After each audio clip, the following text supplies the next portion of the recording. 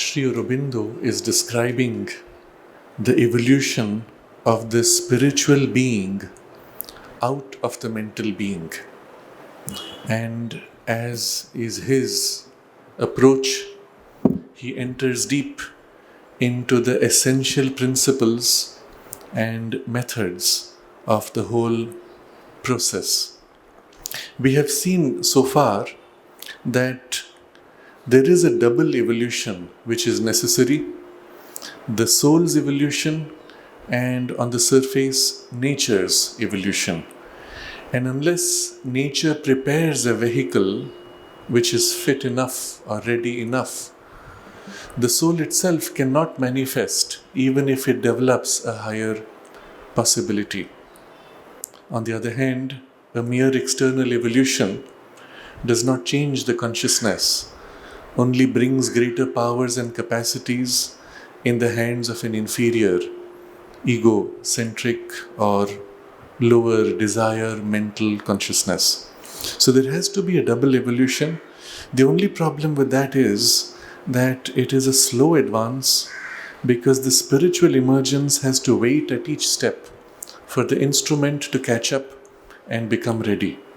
And this leads to a kind of an urgency of the consciousness turning away from nature, even in abandonment of life, so that it may not be hampered by this slow evolution of the outer personality.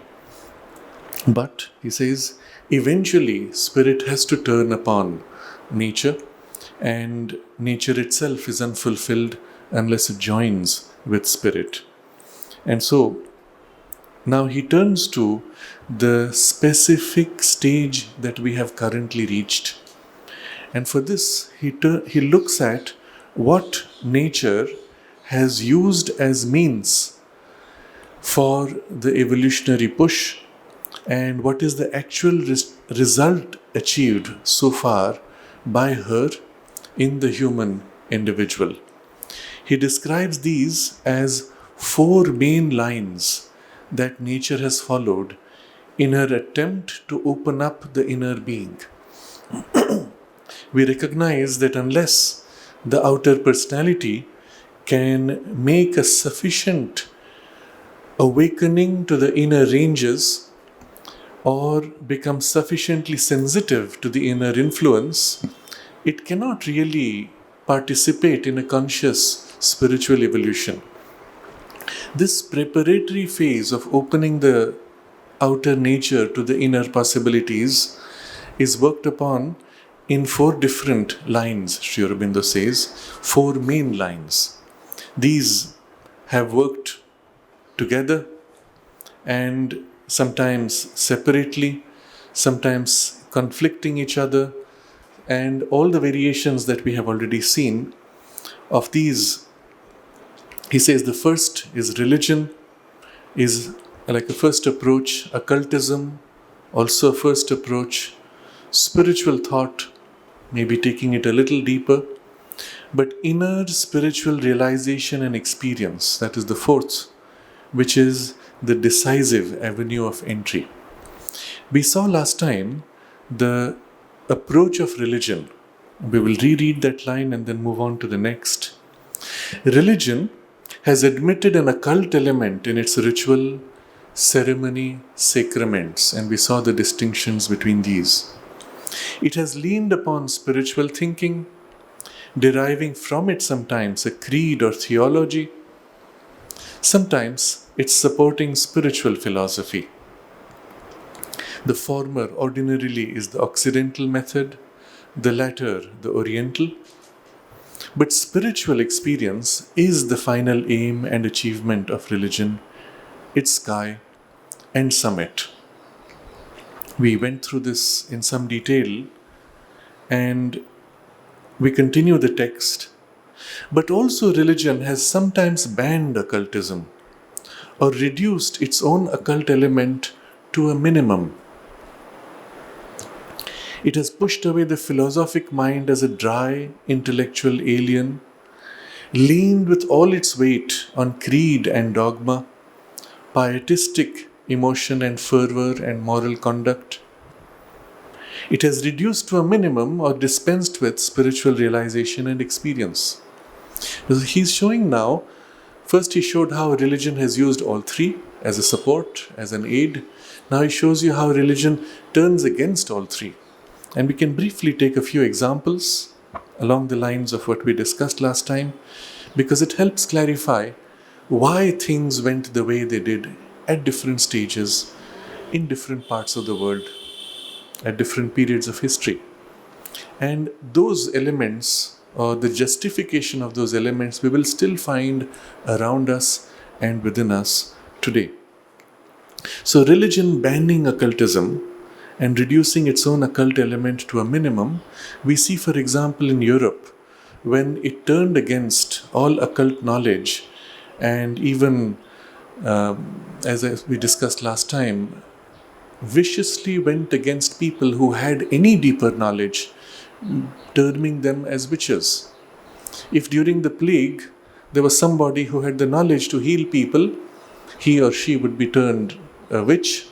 Or if someone lived even long enough with a youthful appearance, the populace could simply turn around and say she is a witch, therefore she looks young, and burn her at the stake. Anything which seemed out of the ordinary was as if attempted to be suppressed or destroyed. With it went all the knowledge of the connection with nature and the deeper processes of natural energies and nature spirits and nature beings.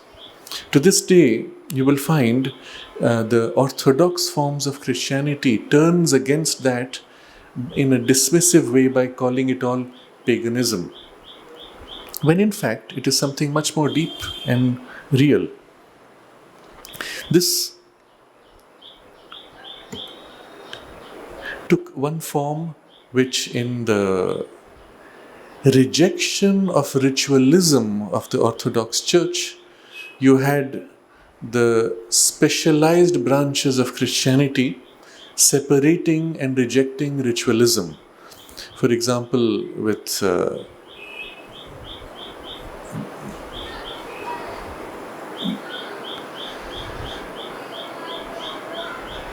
particular form that took place in the revolt against the church, where many elements of ritualism had to be discarded, and it took in a form of Protestantism or various other specialized subgroups. We still see in parts of Europe, particularly in the south, in Greece, for example, the extreme Orthodox forms, and even there is an Orthodox church which maintains some of these forms in Russia, where there was so much ritualism that even the point of religion was lost in the mechanism and machinery of ritualism.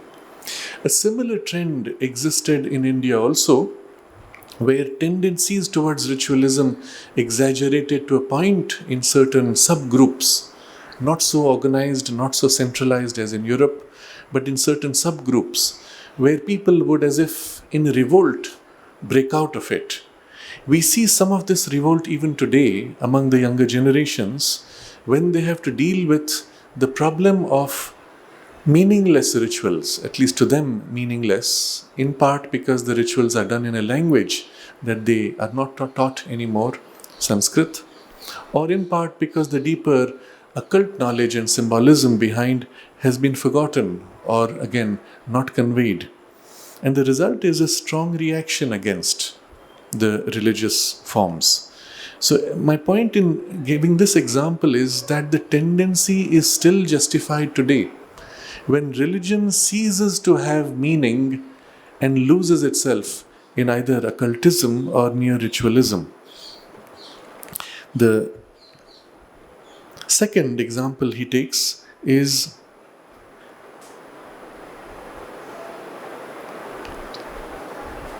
it has pushed away the philosophic mind as a dry intellectual alien leaned with all its weight on creed and dogma. This we see again in certain communities, in certain specialized traditions. In India, for example, in the Bhakti movement, they will even declare that knowledge is inferior to the heart's love and devotion for God, and knowledge as something dry. On the other side, those who follow the path of knowledge will declare bhakti as childish, immature, because it is only sentiment and does not have a deeper understanding even of the heart's relation with the divine. Similar contradictions existed even in Europe. You will find certain monastic groups and monasteries which rejected all text, all form of knowledge, staying only with devotional forms and rituals associated with the devotional forms. Even communities where all books were banned, books were to be destroyed, and even church going through phases where they would burn books because knowledge was a distraction or an inferior thing or dry or meaningless, whatever the justification given. The third form which he describes is where it has reduced to a minimum or dispensed with spiritual realization and experience. And this is unusual for us because we would expect religion to value itself in terms of its spiritual realization. But in fact, what you see is as soon as a religion is formalized, the structure of formality must sustain itself first. And if anything comes which questions the formality must, oppose it or even extinguish it. This is a general pattern you will see in any institutionalization.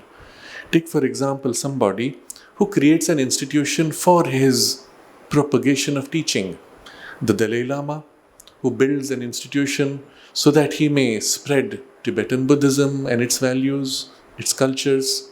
Or in India, you will find some of the monastics of certain Advaitic tradition who build an institution for spreading the teaching. Watch how within a few years you find the sustaining of the institution requires funds, for which now they have to start doing activities. And if they cannot raise funds by those activities, they will travel to spaces where they can raise funds more easily. And as it generally appeared in the last 100 years, they went to the West, where raising funds was easier.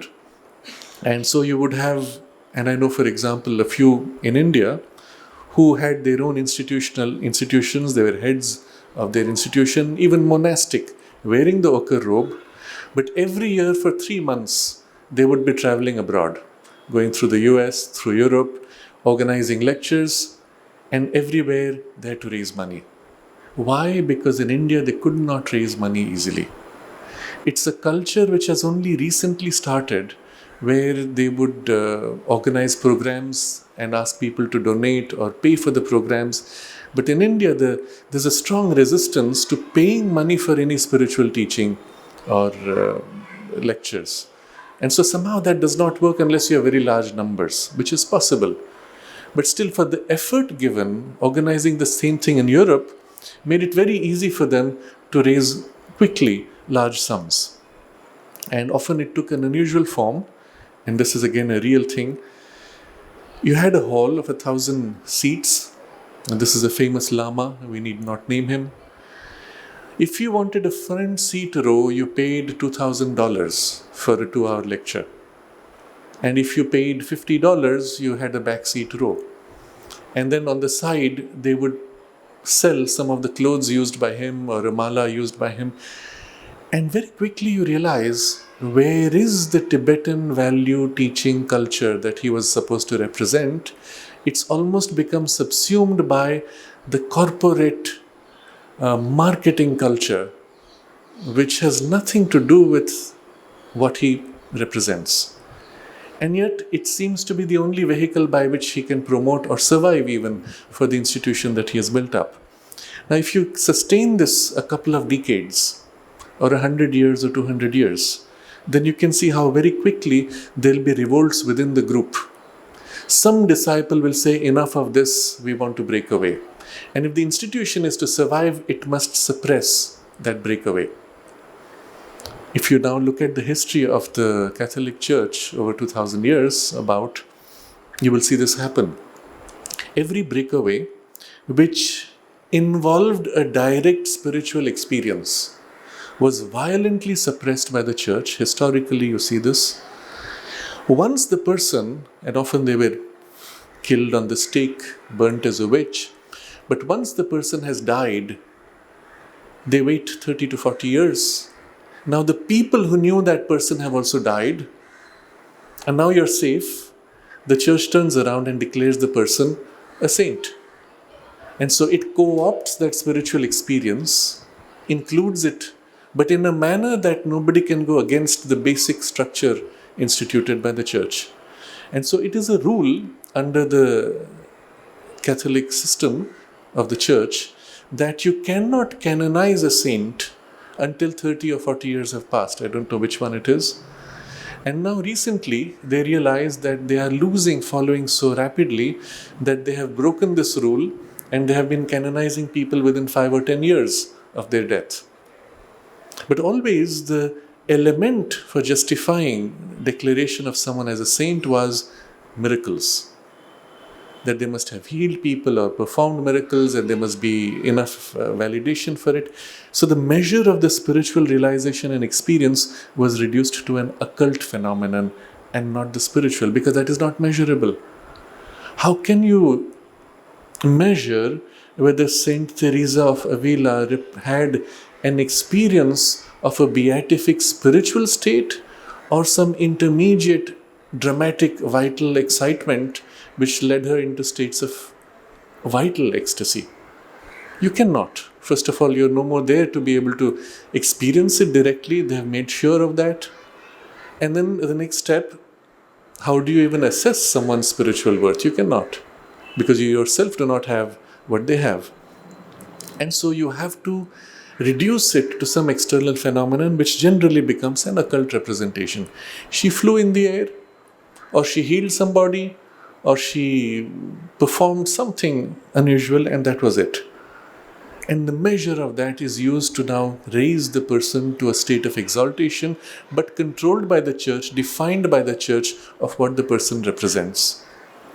And so what you see at this point is the actual spiritual realization and experience has been pushed out, and the machinery becomes self-sustaining for its own sake. And that's what religion often ends up doing. He now moves to a similar exploration of how occultism has related to the other three branches or lines of development of nature. Occultism, he says, has put forward a spiritual aim as its goal, and followed occult knowledge and experience as an approach to it, formulated some kind of mystic philosophy, but more often it has confined itself to occult knowledge and practice without any spiritual vistas. It has turned to thaumaturgy or mere magic, or even deviated into diabolism. So this is a kind of a summary of the various streams from the occult line and its relation with the other three lines of development. Let's take a few examples. Occultism has put forward a spiritual aim as its goal and followed occult knowledge and experience as an approach to it. Interesting, we will see an example in India, very simply, in what is known as the Tantric Tradition. In the Tantric Tradition, the first approach is turning to the power of the Divine Mother. For what? Well, to put yourself in her hands as her child. For what? And this is where the variations come. In its essence, in its purity, it seeks her to lead you to your spiritual evolution, to your spiritual realization. In practice, though, Sri Aurobindo points out, because putting yourselves in the hands of the Shakti means you relate to the Shakti in the passages most accessible to you. You do not know, for example, the Shakti in her highest stations. You know her in her workings through nature, through more material forms or natural processes. So inevitably that movement of putting yourself in relation to the Divine Mother moves or declines to relationships of a lower grade where you put yourself in relation to nature, or the secret powers of nature which are closer to the Divine Mother in perception at least. And so, an element of occult knowledge is involved or implied. You're observing the ways of working of the Divine Mother in her natural processes, in sustaining the world. You're engaging with those ways, or that knowledge is revealed to you as a result of your closeness to her consciousness. You see how she works behind the scenes through these means. And very quickly, the knowledge settles upon grasping and utilizing these means. Originally to enter in relation with her more closely, to allow her to express her powers more freely, to assist in that, but eventually that is all that remains. I want to give two examples. One was a friend of mine who described his life originally as an atheist. He was in Tamil Nadu, on the border of Kerala, and he lived as an atheist following a political atheistic movement that attacked religious teachers and temples. And then one day he said, let me prove to the world that these yoga and spiritual traditions are all fake. And so he went just across the border into Kerala and joined a group of tantrics to learn their ways in order to expose them. Of course, the result was he came back converted, having had himself seen things and realized certain things. But he described to me many experiences, fascinating experiences. One of them was where he went with them deep into the forest. It was on a particular special auspicious day, and they were to do a special invocation, a puja, to invoke a certain aspect of the Divine Mother. And the elders in the group told him, be very careful. Towards the end of the puja, you will feel her presence, you will know her by the perfume, and perhaps you will see her, at which point, do not look up. Look down carefully, do not even look at her feet, look down at the mud before you, at your own body. And he says, why? I want to see her. And they said, no. If you look at her, you will be so mesmerized by her beauty that you will forget everything and you will forget to ask for the boon that we are going to ask. So he said, okay. But in his mind, he says, I'm not interested in the boon, I'm more interested in the darshan and the vision and the revelation. And so as they do the puja, he says at some point he could feel the presence, and there was a very sweet perfume that filled the air. And after a point, towards the end of the puja, he could see the form of the deity, the goddess, appearing. And he says, I just looked up. While everybody else looked down, I looked up, and I was lost in the beauty of her form, and I forgot myself. And of course the others chastised him later, saying, what a fool you are. And he was thinking, what a fool you are. But you see how easily that same knowledge which could have led to some deeper glimpse was now turned to asking for benefits, powers, etc. I had another interesting experience with somebody who was in Delhi, who was very much into study of tantric knowledge, traditions, old texts which are mostly forgotten, unknown. And so meeting him was for me a learning experience. He described many things which he had been studying.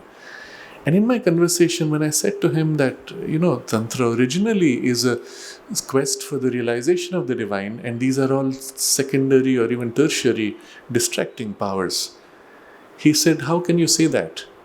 I have read through hundreds of texts. Not one of them speaks of self-realization. They're all about powers and how the powers can be awakened. And I said, that's interesting. Obviously, the texts he has seen are going back the last few centuries, where already the decline had taken place sufficiently, and the knowledge is now more and more focused upon the aspect of powers or special, narrow aspects of the divine Shakti in her working in the world, which is then a power to be gained. But he said this to me very openly. He said, I don't find anywhere a text which speaks of this. Of course, his error was to go for these texts which are relating to powers. The most foundational texts of these traditions all speak about self-realization. For example, texts such as Lalita Sahasranam, 1,000 names of the Divine Mother, is only invoking the Divine Mother in her aspects in working, and the whole practice of the puja in the Sri Yantra and the sadhana is of self-surrender, part by part, invoking her consciousness in you so that you may immerse and lose your narrow ego into her vastness. Equally, you will find in traditions which today we do not realize anymore are actually tantric in their origin, but you will find in the Natha tradition, which was a branching of the Tantric tradition, the whole training, the whole teaching is really one of liberation for the purpose of self-realization. It is from that tradition, from the Natha tradition, that the Hatha Yoga as we have it today emerges, as well as the particular form or specialized practices associated with other narrower branches of Hatha Yoga, such as Kriya Yoga as taught by the earlier guru of Lahiri Mahashaya, to later to Paramahansa Yogananda, as well as to other disciples, which then branched out into multiple lineages. The basic practices are intended to open yourself to the divine Shakti, leading to the awakening of the Kundalini and so on. The methods are top-down, very similar to the integral yoga, but the basic practices draw upon breathing and asanas and variations of these, very close to the Hatha Yoga tradition, but they narrow down rather than a broad base of the complete Hatha Yoga tradition, narrowing to certain minimally specialized practices. And that's why it's called Kriya. The word Kriya means procedure or technique, specialized procedure. And so they will call it by various names, terms, and in his case it is the Kriya Yoga because it is a technique-based specialized yoga. So what you see here is occultism has put forward a spiritual aim as its goal and followed occult knowledge and experience as an approach to it. This part of occult knowledge as an approach to the spiritual, you will see again in the West in the tradition of the Kabbalah. The Kabbalah as it survives today is largely the Jewish Kabbalah, but there was before that a Greek Kabbalah. There was also an Egyptian Kabbalah which had variations. The Egyptian Kabbalah still survives, I believe, in a lineage which is almost extinct now, but among the Coptic Christians in Egypt and among the Greeks, the Kabbalah is almost forgotten. But the Jewish Kabbalah is what remains in its most prominent form, where also the goal is through these paths, through these steps, through specific processes, you attain to the highest consciousness. But that is so far away because you have so many steps in between that the bulk of the effort as it is taught is of these preliminary steps. And you know that it leads you to a liberation of consciousness, but that's a long way away. Meanwhile, let's focus on this. And immediately that you have done that, you have reduced yourself to specialized occult powers and practices. Because you need to gain this before you can gain that, and you have to gain that before you can gain the next, in order eventually to reach the realization and liberation. Except, who gained the first power? The ego. Who gained the second? Now an exaggerated ego because it has a greater power. Who gained the third? A still larger ego. And so very quickly you have deviated from that goal. And although the goal is stated, the means to the spiritual realization is through the occult mastery. They even put it in these terms: unless you have mastered the four elements, how can you be free of the four elements? Logical. As a path, though, extremely dangerous. Because these are the beings who, having mastered the four elements, are now master of these powers of nature. Literally, they can command processes of nature, command the wind, command the rain, and command fire, and so on. And they declared themselves historically as gods. Yahweh, the term in the Jewish tradition, Yahweh is actually four letters. It's not Yahweh as it's written in English language. It's YHWH, which are the four elements, the first letter of the four elements. And so a Yahweh is a master of four elements. Is he a liberated being in consciousness, in spirit? No. He's only master of four elements. He is a cult master, we can say. Deriving from these traditions, therefore, you see the same problem in Europe in subsequent traditions like the Rosicrucian or in the Freemasons, where often the declared goal was a spiritual realization, liberation from the ego or transcendence of our limits and so on. First step, to become egoless, you have to start by, contemplating death. So at the very first entry of Freemasonry, you take a skull, you gaze at it and think about what that means to die, and the ephemerality of your life, and so on. Very nice, very simple. But now you have to formalize it. You have to pass through the ritual of death in order to come out liberated. So you actually go through a ritual of lying in a coffin and people declaring you dead. The coffin is closed, and after that the coffin is reopened and you are resurrected now into your new life, your spiritual birth. Have you lost your ego? Not really. You've gone through the ritual that represents the transcendence or the death of the ego and the beginning of a new life, and then the next step and the next step, and you have 33 steps to reach on the 33rd step as a master mason, 33rd degree master, at which point you are supposed to have transcended your ego and entered into a liberated consciousness, except when you have reduced each symbolic step into the ritual of the symbolism, you can very quickly reach 33rd stage with only a more widened or larger, maybe thinner ego, and it stops there.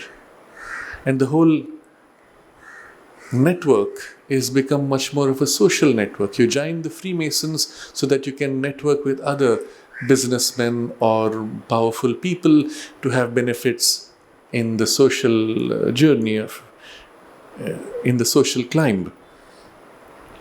So whenever there has been this effort of putting spiritual goal but using occult knowledge and experience as an approach, inevitably you deviate into the first few steps itself. You have postponed transcendence of ego to much later, which means you will get stuck with the occultism. Sometimes, he says, formulated some kind of mystic philosophy, and we see this so clearly in the Kabbalah. The philosophy, the mystic philosophy is so fascinating. Very strong parallels with symbolism of the Vedic tradition. You can even reduce every name or form or even experience to some symbolic representation of imagery or numbers or words or play of letters. And one of the interesting things that comes from this, if you take a word, rearrange the letters, the sum total of the letters and their powers is still the same. And so they will say, this word is somehow associated with that word. Life, rearranging the letters in the Hebrew tradition, will get you another word which represents death. Interesting. So death and life are as if obverse and converse sides of the same truth. So you play with these symbols and you can get some fascinating insights. The same thing we do in Sanskrit also. Because these ancient languages are very open to, because they're closer to the root sounds, you can play with these things and they catch deep insights and truths. But it's so easy to get lost in that symbolic play. And then when it turns to the stories and the occult knowledge. So there's one incident, for example, narrated in the tradition, how they had developed the power to infuse life into a doll. So somebody makes a doll out of mud or wood and then writes on his forehead the symbols representing the word life. And the doll is given life. And it's called a golem. It's like a robot assisting you. And so some of the great masters had this power to create golems who would be working for them as their deputy or as their servants and assistants. except once in a while the golem would go out of control. And in the story, one of the stories which I had read, the person then goes, erases the term, makes a change on the text which turns it to death, and the golem dies. Interesting. But the idea behind it is the power of the mantra. But used for what? For an occult outcome. So you may start with a spiritual philosophy, but very quickly, the goal being primarily, the base being primarily occult, the spiritual philosophy gets co-opted into the occult objectives.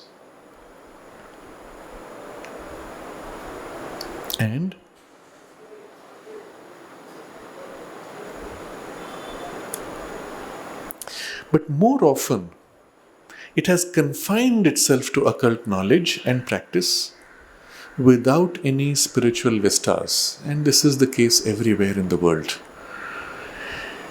When that happens, though, long enough, and you've stayed only with occult knowledge, and there has not been at least some pull of that higher call, what will happen? You do not have a higher reference. What will happen? The ego will turn to easier, more dramatic, more utilitarian powers of the occultism. And very quickly that slips downwards. And you see what happens next? He says, it has turned to thaumaturgy or mere magic, or even deviated into diabolism. 3 terms he has used. Thaumaturgy is this, he says mere magic in contrast. If you look at the dictionary, it will include the word magic. Thaumaturgy is magic, but more than magic. Mere magic is just the performance of certain miracles without any special reference. We have people who do that all over in India. Recently, I had gone to Dwarka, and they're visiting one of the little temples of Rukmini. I was sitting there and meditating, trying to feel what that space was like in the past, or the imprint that it has left from that period. And then a man dressed in ochre robes with some black cloth on his ochre robes, which is odd, was looking at me for a while. When he got a chance, he comes up to me and then asks me, "Where are you from?" I said, "I'm from Sri Aurobindo Ashram." He says, "Oh, I'm from Ujjain." And then he proceeds to perform a magic. He shows me his hand, and then he presses his fingers, and out pops a Rudraksha. Of course, it's a fruit which is specially associated with Shiva, and he gives it to me. And then he looks at my face, and I'm not impressed. So again, he does his thing, and out pops a flower, and he gives it to me, and he's waiting for some reaction. I said, "Oh, that's nice, thank you. It's no big deal. All he's done is transferred it from one pocket to another. It's not a big deal." And then we had a bit of a conversation. And I found a sweet fellow, very nice guy, and that's all he had as a power. And he was using that to get money from people or to build a following, I don't know what. This would be classified as mere magic. Thaumaturgy is not mere magic. Thaumaturgy would be closer to the kind of occultism which you will find associated with the Kabbalah, or with its derivations of various occult schools in Europe that still survive today, where there is a proper program, and a program in which you go from step to step developing yourself. It's not spiritual development, it's self-development. You're amplifying your control and mastery over the vital worlds, vital powers, vital energies. Generally, it stops with that, it doesn't go further. And for that, there's a proper sequence and a goal of becoming master of life energies. And it may even involve utilization of a vocabulary associated with spirituality sometimes. But they will say, for example, you have to become a free person. But what is freedom for them? Your will should be freely able to play and exercise itself with no limits. Your will, not the divine will. So the freedom vocabulary is there. Even they may use the word liberation. You are now liberated from limitations of matter, so that you can be as a free individual, exercising your will and your desires on the world. And so thaumaturgy is much more complete as a body and a system of mastery. But mere magic is what it would degenerate to if you took pieces of it. Or the third thing he describes, which is like a negation of the whole thing, even deviated into diabolism.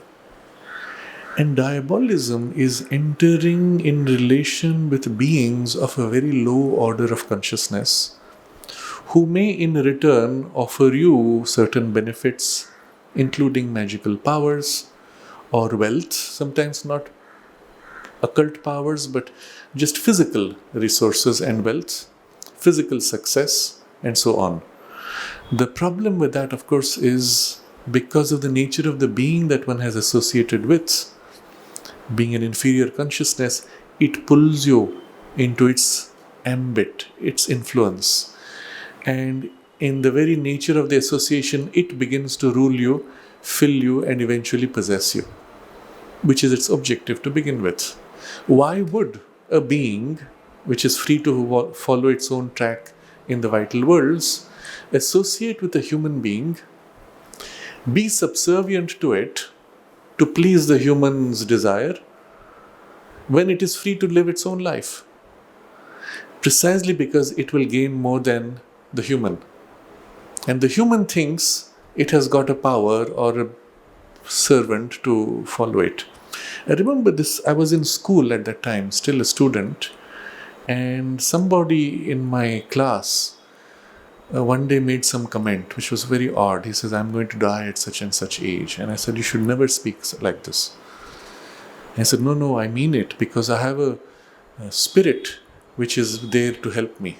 And I said, what are you talking about? I had enough background at that time to be wary of any such talk. And I said to him, what are you talking about? And he said, one day he was lying down in his room and in a half-sleep state, and through the wall there's this woman that came and walked around in his room.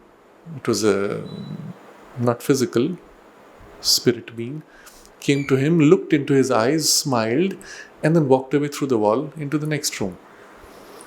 And he was stupefied with fear, couldn't move. And afterwards it passed, and then he was excited.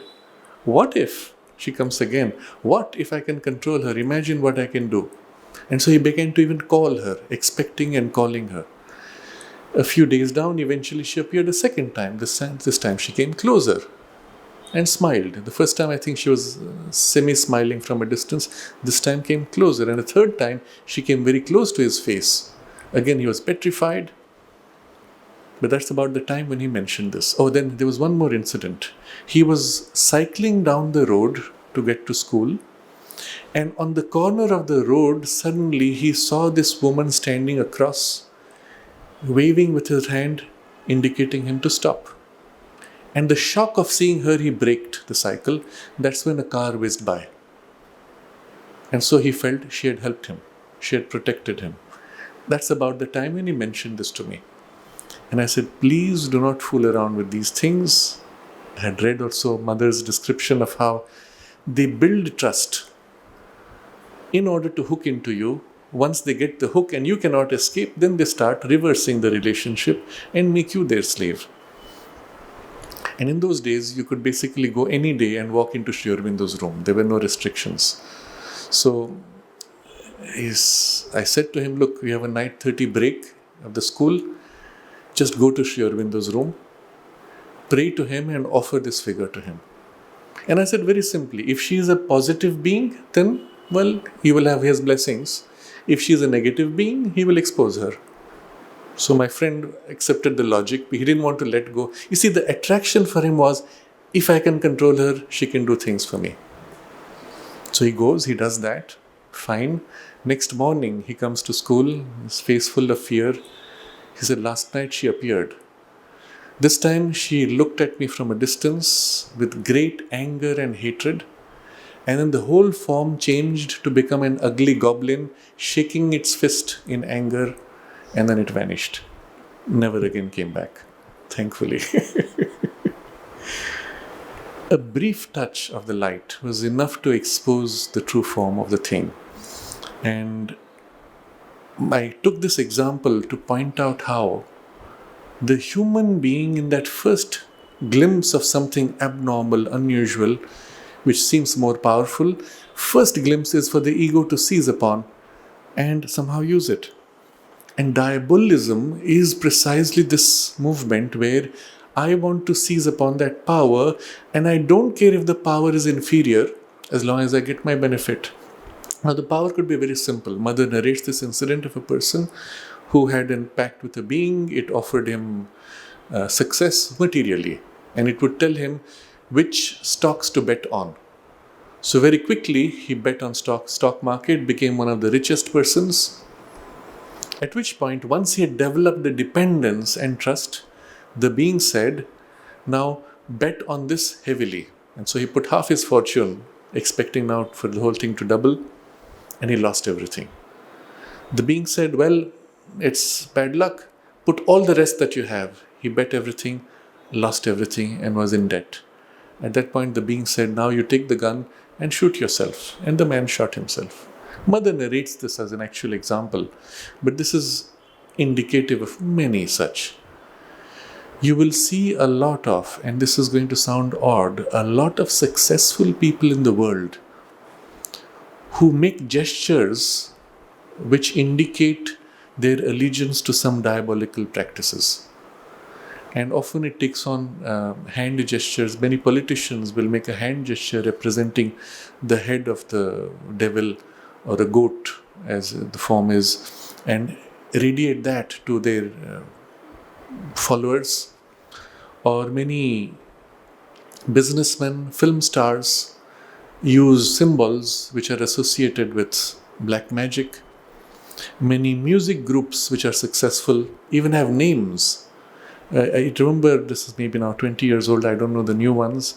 There was a famous group called AC/DC, and so everybody said AC/DC music. What was AC/DC? Antichrist, Devil's Child.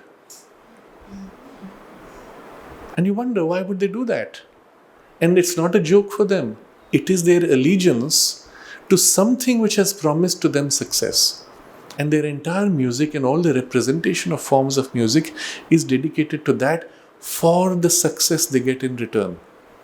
If you look at the United States Super Bowl, it's the one event where the entire country would be mesmerized on television. It's the biggest event in US, let's say, national sports culture. The break time of the Super Bowl is the most expensive time slot for advertising, in which inevitably the last 10 years you will see the performance of these kinds of what they would call some kinds of dance, always involving satanic symbolism, overtly, crudely. Images of fire, hellfire, and people putting on masks of death and things like that. And you ask yourself, why would they do that?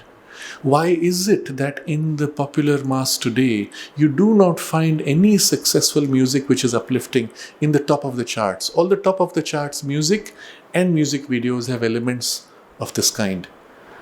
And for this, really to understand this, you go back 50 years to see what was happening in Hollywood 50 years ago, when a group of people turned to diabolical practices as a quick result for promise. I've seen on YouTube video interviews with some of the major music video performers. I don't remember offhand the names now, but names like Beyonce and Madonna, famous ones who have really hit the top. Some of them actually speaking of in their interview, saying how they owe allegiance to the devil because the devil grants me whatever I wish. It is such a great freedom to worship the devil because all my wishes are fulfilled. It's freedom. Think about the contradiction in terms. And this I'm showing as an example to show how you may think of diabolism as something belonging to the Middle Ages or the Dark Ages or something in the distant past. It's very much present even today. And it's the easy path taken by those who want to enter into an occult, let's say, relationship for quick physical benefits. And it need not be occult powers, it may simply be wealth or success.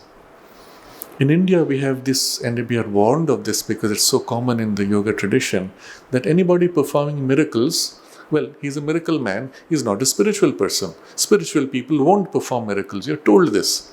Now, this is not true.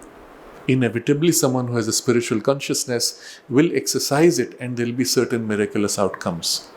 But they will never demonstrate a miracle. Anybody demonstrating a miracle, inevitably, is an occultist. And an occultist need not have anything spiritual. May have, but the fact that he demonstrates the occultism means it is the ego that leads and not the spirit. So even if they have a spiritual component, it has got well buried within the occultism and its exaggeration. And we see this a lot. And I'm going to make a general statement, but it will apply generally. Let's take it that way.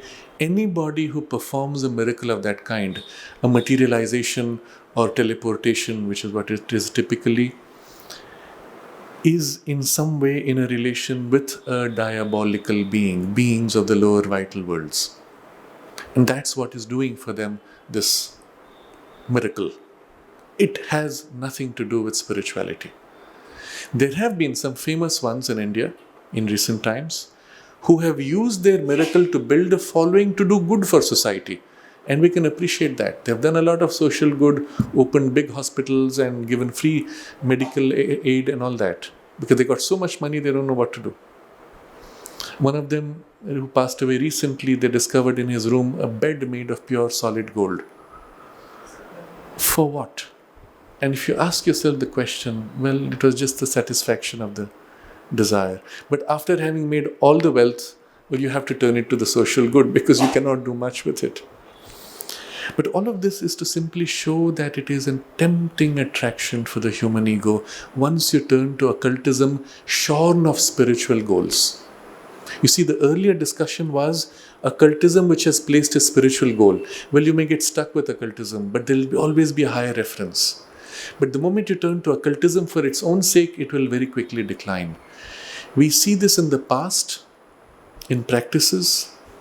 They were there in Europe, which was the justification for the church to turn against what they called witches, against black magic and such things, which was also there, as well as people who were trying to genuinely help.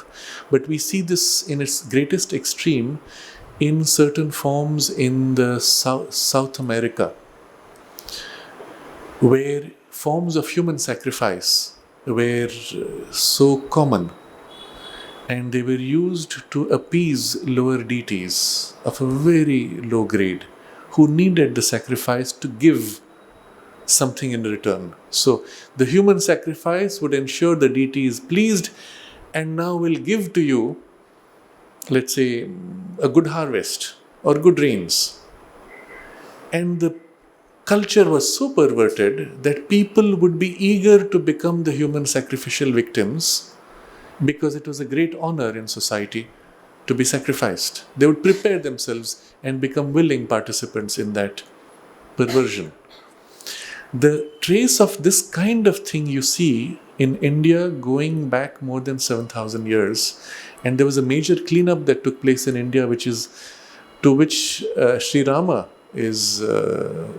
we owe Sri Rama that gift. When he was banished into the forests, he goes all over India destroying the demons. And many of these demons were beings of an occult order or of a physical level even, who demanded elements of human sacrifice for whatever the story goes. So he cleaned out the whole space. Similar thing took place in Europe, where many of these things got cleaned out. It did not happen in South America until the colonization took place. And from an evolutionary perspective, we can see the justification of colonization. Of course, it was extremely destructive to those cultures. So much was lost. But the perversions equally got erased. The good parts also were lost. Or perhaps they can bounce back. So I've taken these examples to show you that this thing has been quite prevalent in the past, but even continues today. But the inevitability of it is the moment the occult approach loses a reference of the higher spiritual possibility. We now come to the third line of development, which is spiritual philosophy. And of this, Sri Aurobindo gives an even shorter summary. Spiritual philosophy has very usually leaned on religion as its support or its way to experience. It has been the outcome of realization and experience, or built its structures on an approach to it. But it has also rejected all aid or all impediment of religion and proceeded in its own strength, either satisfied with mental knowledge or confident to discover its own path of experience and effective discipline. So, left to itself, spiritual philosophy would want to pursue its own path of experience and effective discipline. We have to appreciate the precision of the vocabulary here. So what is the point of spiritual philosophy? It could, of course, remain as a pure philosophical, speculative quest or finding satisfaction in itself. But it can turn towards experience, and that's when it feels the joy and the nourishment of something deeper and meaningful. But how does it get experience? Usually leaned on religion as its support or its way to experience. So, what happens in the first case, you have a spiritual philosophy. It takes elements of current religion, which are in the immediate environment, draws it as a support, but it follows its own way. Like you're walking with a stick. You're going your route, the stick is only a support as you walk. So if, let's say, the spiritual philosophy grew in Kerala, it would take elements of the religious form practiced then. If it happened in Judea, well, it takes the existing religious structures and uses them as support. If you see in the early stage of the emergence of Islam, you will find how the particular experiences that the founder Muhammad had were very quickly wrapped around by the existing religious forms and practices, and then quickly moves into a religious dimension. It does not stop with the spiritual philosophy at any point. But where spiritual philosophy did develop, and it happened, for example, in Greece, it took elements of the earlier religious forms, symbols, stories, myths, wove them into the form of religious philosophy. This is much more easily seen in India. In Europe, one has to go back quite far in the past to be able to find it. Perhaps the closest we can find today of a religious philosophy, spiritual philosophy, the closest one can find to it would be the undercurrent of a lineage such as the Freemasons. They have a core component which is a spiritual philosophy linking as if all of their external forms. But what were the forms made of? As they picked from the religion or the forms around them. In the example of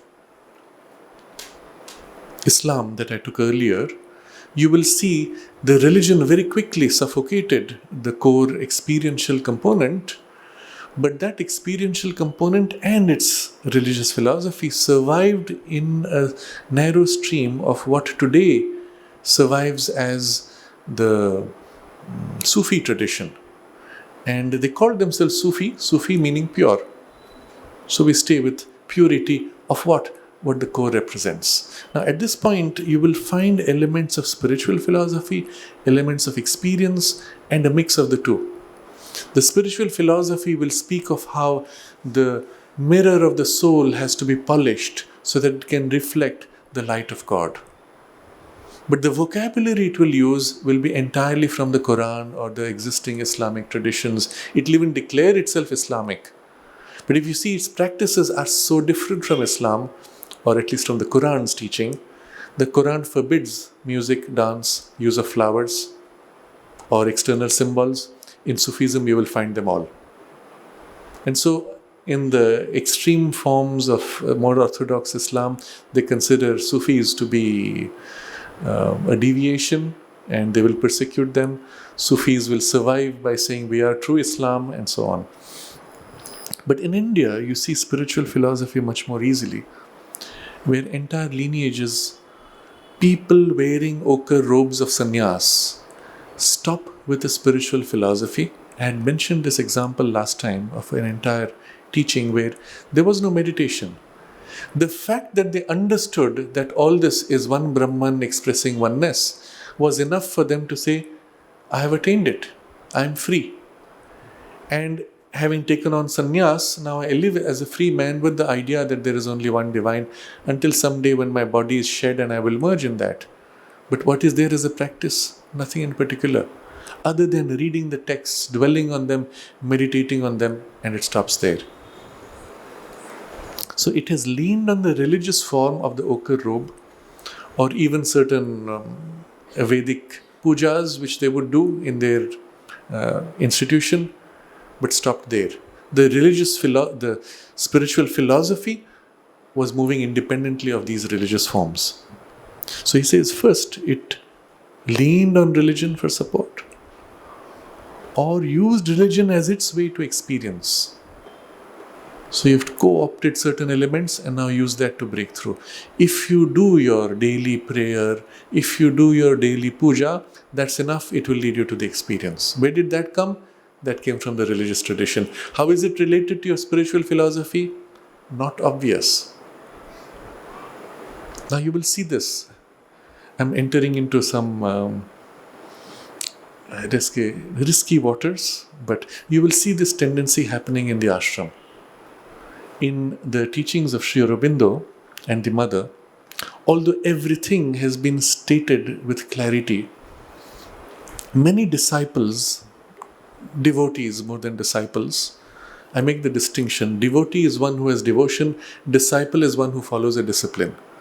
But many devotees and some disciples did not bother to read or did not have the equipment to fully appreciate or understand, and were satisfied with the sense of experience they had of a deeper connection, presence, opening to the presence, and so on. And then what happens? I have a living experience of a kind, and that is to be appreciated, but I come with the backdrop of my religious tradition. Has that gone away? No. Because since childhood, on this particular day, I do this particular worship or this ritual or that practice, and now that carries in my life. And of course, there's no compulsion to drop it. Nobody has said you must let it go. So it stays now paralleling this deeper spiritual experience that I have. And occasionally, what happens when the spiritual experience begins to dim, this form that I have brought in now begins to replace it. So every day you go to the samadhi, you light an incense stick and go round and round, or you offer flowers, you place your head on the samadhi. I'm not saying it has no value, it has great value. But Mother looked down from her window at this twirling of incense around the samadhi and people doing all kinds of things. And she said, there's a religion trying to develop there, but I won't let it happen. But you see where the religious forms came from, the stuff of the backlog of the existing tradition you came from. There are strong letters of Sri Aurobindo. It was to two men who came from Hyderabad. Sri Aurobindo named them, by the way, as Dara, and the second person, I forget his name now, Hyder Ali or something like that, or maybe that was Dara's name. And we were told that Dara, the one whom Sri Aurobindo named Dara, was actually the Dara of the emperor, who had been killed by his son, or imprisoned and killed by his son Aurangzeb. The other person was Aurangzeb. There was a very deep karmic knot that they had to deal with. And so Sri Aurobindo's instructions to the person who was the incarnation of Aurangzeb was, you have to serve Dara with your whole heart. It was a way of somehow correcting for that. But in this life also they came from Islamic background, but they came to Sri Aurobindo drawn by something deep. But being here, there was the pull of their past practices, and they kept wanting to slip back into some of those things. Sri Aurobindo has letters which are very firm. And he says, if you want to go back to that religious form, well, you don't have no place here, you have to go back. But if you're here, then you follow this spiritual focus and don't let yourself slip into the religious beliefs or whatever limitations which come with it. And this was implied in the early days, that when you took to the integral yoga, whatever religious background you might have had, you are ready to outgrow it. And as a result, of course, you let go of the forms associated with it. You may, of course, retain elements of affiliation or affinity with certain aspects of the divine which you have worshipped, but that is fine because you see them as aspects of the one divine. But the ritual forms and the religious elements have no place once you come to a direct focus on the experience. But that's not the case anymore. Subsequently, people came with mixed interests, mixed intentions, and you will find them trying to now push forward elements of what they came with onto Sri Aurobindo's teaching, or co-opt elements and vocabulary of Sri Aurobindo's teaching to justify that which is their more passionate form, or even sometimes their business and career. So we had about 20 years ago a whole big drama around people coming to teach pranic healing. And they came to the ashram and said, we'll teach pranic healing. They dug out one line from the Synthesis of Yoga, where Sri Aurobindo says the life force can be directed towards healing. You see, Sri Aurobindo has spoken of pranic healing, so we are justified in teaching pranic healing. And we had a horde of literally 100 people from the ashram going to train for pranic healing, getting initiated into those practices, and spending an hour or two every day in amplifying their pranic healing ability, which they had never done, to dedicate themselves to the practice of the integral yoga. Had they done that, even spent an hour in a real concentration of the integral yoga practice, they would have gone far ahead. But now here was something more attractive to the ego, a power, a capacity to heal, something dramatic, makes you special, and it attracted them.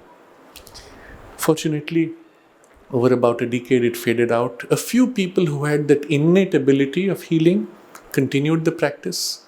The element of drama faded, and it has continued for those who needed that training element. It's okay, but it has, as a method or as a practice, has no relevance to the integral yoga. Of course, you do it as a practice to help people, no problem. But to claim it integral yoga or a part of integral yoga was a deception. And unfortunately, because they tapped into a few of the institutional elements of the Sri Aurobindo Society, it spread to the centers of the society. And I recall going once to Delhi, to the center there, and somebody told me how during one of their practices, somebody saw some light and saw a form, and the pranic healer said, see, that is supramental light, and the form you saw was Sri Aurobindo, and the pranic healing has given you the ability to reach supramental light, and all kinds of misuse of the vocabulary. Yes, it's the same thing, they said. All light is supramental light, so it's the same thing. Pranic healing is supramental light, and so on. More recently, I heard somebody speaking of astrology now being co-opted with vocabulary of evolutionary yoga and evolutionary astrology. Everybody needs to bring in their unique, distinctive element to stand out from the crowd. So, Sri Aurobindo is the new term, or his vocabulary is the new term. On the internet, you will find somebody in India who does what they call Shaktipat. He brings vital force into people, gets them into a state of excitement to awaken Kundalini, and he calls it supra-mental meditation.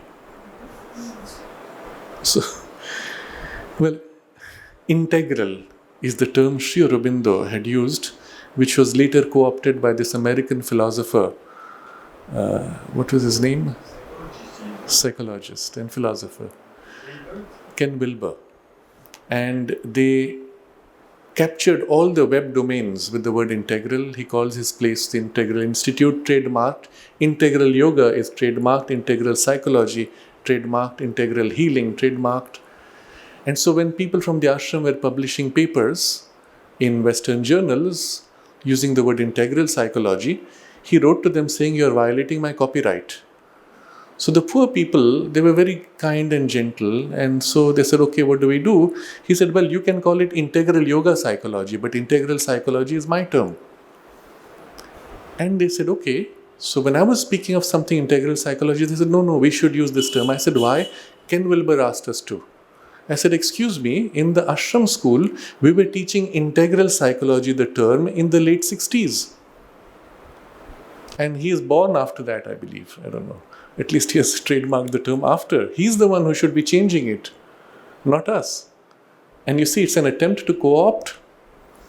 And had he retained the respect for Sri Aurobindo, from whom he took all these ideas, and even his philosophical framework, I would have said wonderful. Except he turns around and abuses Sri Aurobindo, dismisses him as something old and irrelevant and outdated, outmoded and so on. And then you have to say, okay, this man is not a friend, he's out to do mischief, and we need to hold on to the term. But unfortunately, we're not organized. It's not a centralized structure, so that's not going to happen. And well, I suppose for Sri Aurobindo, it wouldn't matter. When somebody who's now a famous school even of teaching of yoga practices took the word life divine, swapped the terms and made divine life, took entire passages from the life divine and printed as his own writing, and Sri Aurobindo was told that so-and-so is copying your text and co-opting these terms. He said, oh, very good. If he is spreading the teaching, it is good.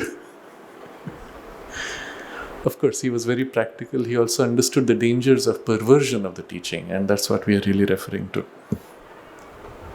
But what I'm pointing out is spiritual philosophy leaning on religion, using it as a way to experience, is a tendency you will find even happening here, because inevitably people come with religious forms and practices. And some of the forms I want to state them so that at least we are conscious of it. In the Sikh tradition, they have something called Akhanda Path. Akhanda is unbroken, Path is reading. So they take the sacred book, which is now the teacher, the guru. The last guru said the book will be your guru. So the book is treated as a living being, and they will turn the pages and read from beginning to end unbroken, which is done in the Golden Temple and then subsequently in various gurudwaras. And of course, it builds a powerful charge. If people are there repeating a certain text of power with an intention of aspiration, it builds a strong field and a presence. So people in Delhi said, well, let's do Akhanda Path of Sri Aurobindo's Savitri. And it takes 3 full days, perfect. Instead of 4 days, which is an odd number, 2 days, which is a strange number, 3 is a perfect duration. So they started Akhanda Path. Other centers said, oh yeah, let's do something. This time it's 100th anniversary of Sri Aurobindo's arrival or mother's arrival, 120th anniversary. Let's do something. There's this bug we have of do something. And so do something, you have to do something new.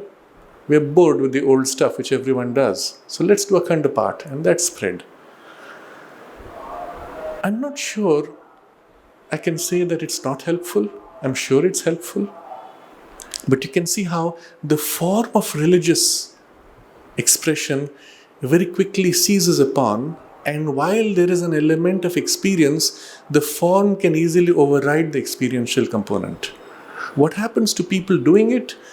Now it takes turns. Nobody is willing to sit 3 days. We did it the first time with enthusiasm. You don't do it the 10th time with the same enthusiasm. So we slot it out.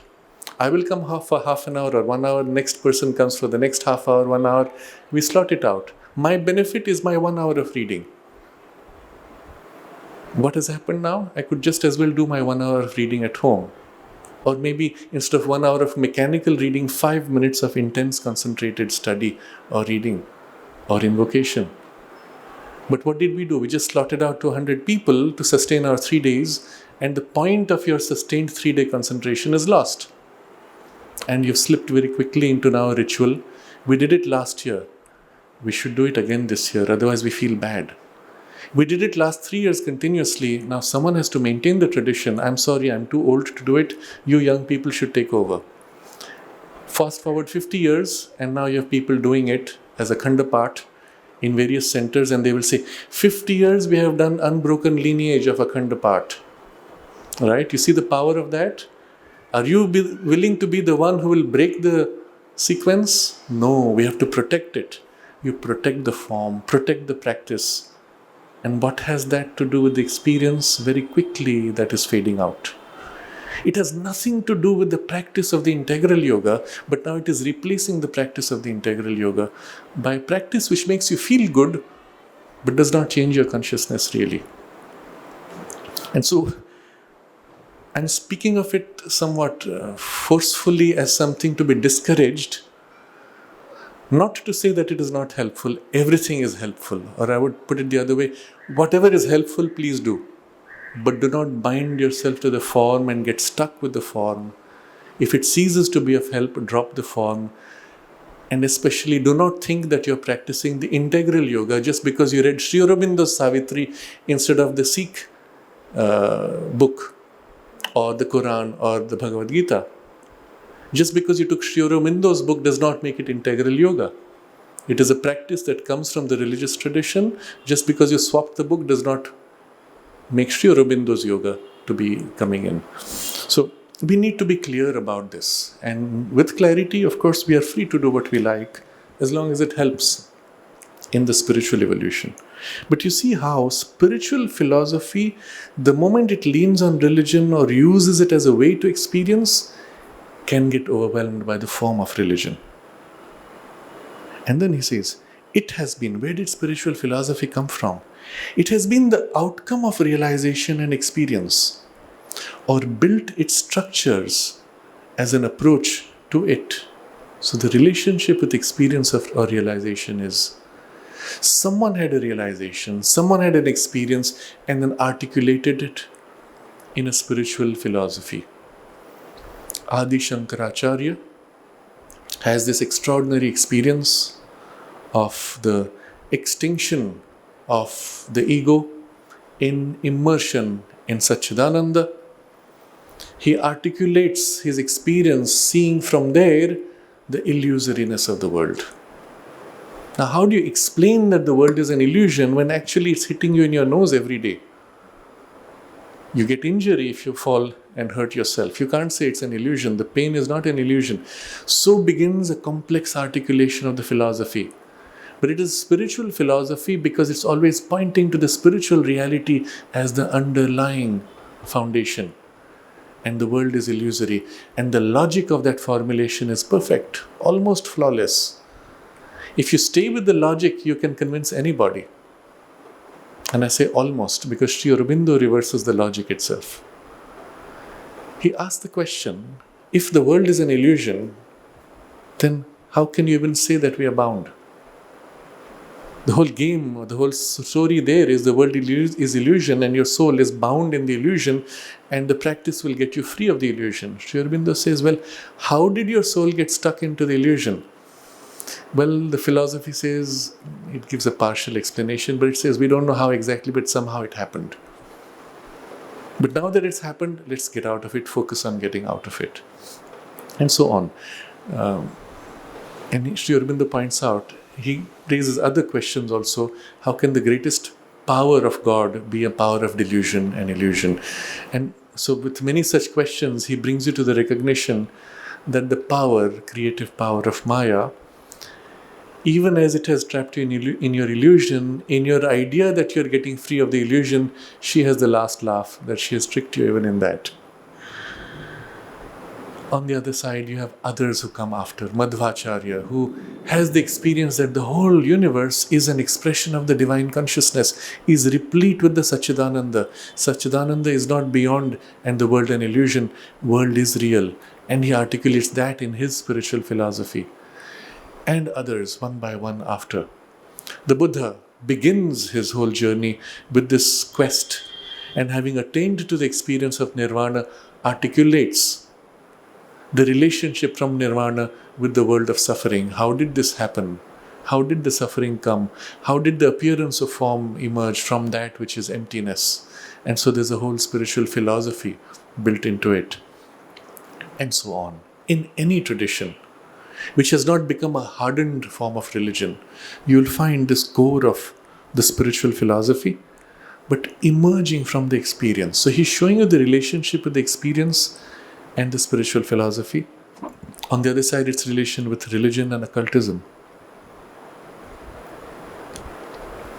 But it has also rejected all aid or all impediment of religion So if it has taken support of religion, it realizes very quickly the religion limits it. So it rejects impediment or even aid, which is always accompanied by impediment. Either and proceeded in its own strength, either satisfied with mental knowledge or confident to discover its own path of experience and effective discipline.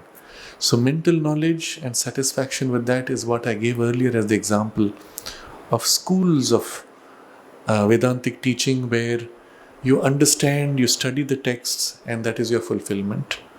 But on those who seek experience tend to break away from such schools. I want to share a real example again from that school which I am speaking of. I know of two people who were the senior most disciples of the teacher. And one day they broke away. They broke away because they realized their teacher was not self-realized. He was talking about self-realization. He was speaking of the self because that was the whole spiritual philosophy being taught. But he himself was not self-realized. And they saw things happening which to them led to the recognition that it was an empty teaching. They were not having the juice of the experience, and they broke away. And then they started their own school, their own teaching, with elements of bhakti and devotion, which brought in some element of the juice, the joy of the relationship. But then I saw the same person in a village in the mountains, now following the practices of the village temple or affiliating to the practices of the village temple, and the practices were so crude, I would say even occult, where from the village temple two people come carrying palanquin in which there's an idol of the deity, and as they walk they enter into some kind of state of intoxication and they start moving, or rather they say the palanquin starts moving and drags them around, and then you go and ask questions and the palanquin moves to say yes or no, and it gives you guidance and leads you. And I saw the person going to this palanquin, bowing down with respect as if it's a divine presence and saying, I'm going to go for such and such a work, please bless that it should be successful. And the palanquin moves suitably. Come on, this is such low grade, petty occultism of low beings. And you are rejecting an entire philosophy which related to the self to replace by some experience. Why? Because you are missing experience so much, anything that came your way you have grasped upon. And it's as if loss of discrimination. And I'm giving this example because the reaction of a breakaway often leads to an excess of the other direction. But what is it doing really? It is confident to discover its own path of experience and effective discipline. Now I will find my experience, I'll create my own discipline to lead me to what I'm seeking. But I don't know what I'm seeking. And the philosophy which I had gave me only an idea, which is an abstraction. I don't know what is self. And so you are stuck there. We've looked at religion, occultism, and spiritual philosophy. But the last, which is the real, he says, decisive avenue of entry to the inner experience, is what now he comes to. That is spiritual experience. Spiritual experience has used all the three means as a starting point, but it has also dispensed with them all, relying on its own pure strength. Of these four, spiritual experience alone has pure strength. You see, each of the other three also has strength. Religion has strength of organization. Occultism has strength of power. Spiritual philosophy has strength of thought and idea and clarity of idea. But these are relatively weak strengths, or they are secondary powers. They are not pure strength, in the sense that their strength fails in the face of something greater. Whereas the strength of a pure spiritual experience is pure strength because it needs nothing else to validate it. Religion, if it meets a greater spiritual experience, it is afraid of losing its following. That's why they had to suppress or kill the saints. Occultism, battling with spirituality, will fail inevitably because the spirit self is free. Occultism is bound to its own narrow, limited machinery. How strong is a finite machinery against infinite freedom and presence? Fails. We have the great example in the Indian tradition of a great king, Rajarshi. His name was Vishwamitra, who has acquired great power, and now he goes to challenge Vasishtha, who is a spiritual rishi.